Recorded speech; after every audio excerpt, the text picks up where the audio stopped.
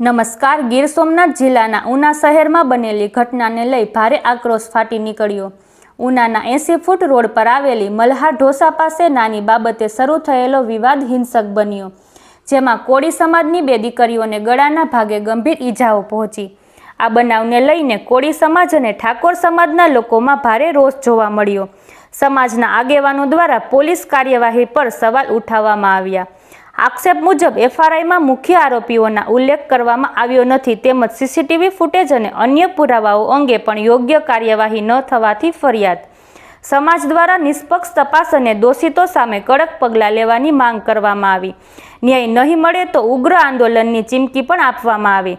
વધુ સમાચાર માટે જોડાયેલા રહો આરપી ગુજરાત ન્યૂઝ, રાજકોટ.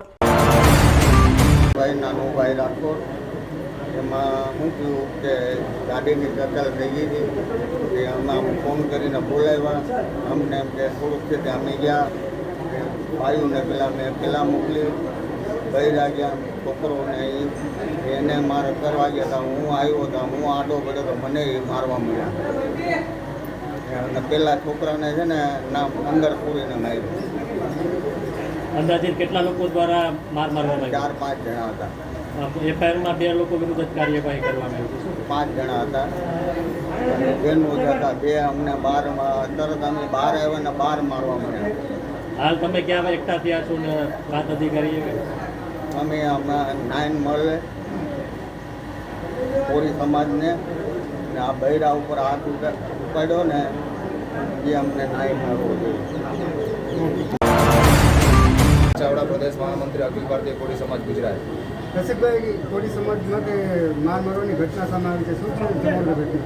આજથી 2 દિવસ પહેલાં ઉનાના 80 ફૂટ રોડ ઉપર એક હોટલના માલિક દ્વારા કોળી સમાજના પરિવાર ઉપર જતન કરવામાં આવેલું છે અને એક નાની એવી બાબતે વિકરાળ રૂપ રહી અને સમગ્ર પરિવારને મારવામાં આવ્યો છે. આ મારવામાં બહેનો દીકરીને પણ મારવામાં આવ્યો છે. ત્યારે કોળી સમાજમાં રોષ છે અને આજે ત્રિકોણબાગથી રેલી સ્વરૂપે સમસ્ત કોળી સમાજ અને ઠાકોર સમાજના આગેવાનો, વડીલો, સૌ બહેનો દીકરીઓ સાથે આવેદનપત્ર ઉના પ્રાંત અધિકારીને આપવામાં આવેલું છે.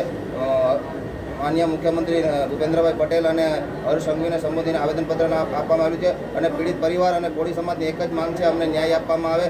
આ ઘટનામાં 4 થી 5 વ્યક્તિઓ હતા, પરંતુ પોલીસ ફરિયાદમાં ઓછા વ્યક્તિઓ દર્શાવવામાં આવેલ છે એવી પીડિત પરિવારનો આક્ષેપ છે. ત્યારે આ આક્ષેપ બાબતે તપાસ કરવામાં આવે અને આ ઘટનાની તટસ્થ અધિકારીઓ દ્વારા તપાસ કરવામાં આવે એવી સમસ્ત કોળી અને ઠાકોર સમાજની માંગ છે.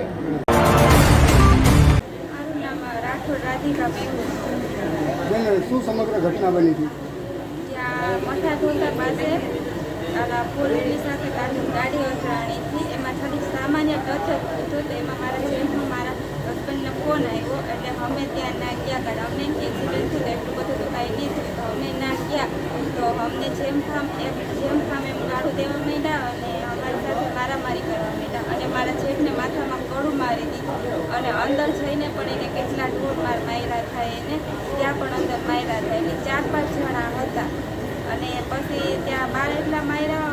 મમ્મી ગયા ને ત્યાં અમને બહાર મારવા માંડ્યા અને જેમ ખાવ એમ ગાળું છે. અને બેનો દીકરીનું પણ એને ઓલું કંઈ ન રાખ્યું, એમ માથાના ભાગે અમને માર્યું, વાહામાં ઢીકા માર્યા અને જ્યાં ત્યાં હાથું ઓડાડ્યા એવી રીતના અમને માર્યા. તમારા સસરા એવા તો એને પણ પાટું વડે પાટું માર્યું ને મારા હસબન્ડને ઠોકા વડે માર્યા. એમ જેમ ખાવ એમ બધીને મારવા માંડ્યા. બેન, તમારી માંગ શું છે? મારી માંગ એટલી છે કે અમને ન્યાય મળવો જોઈએ.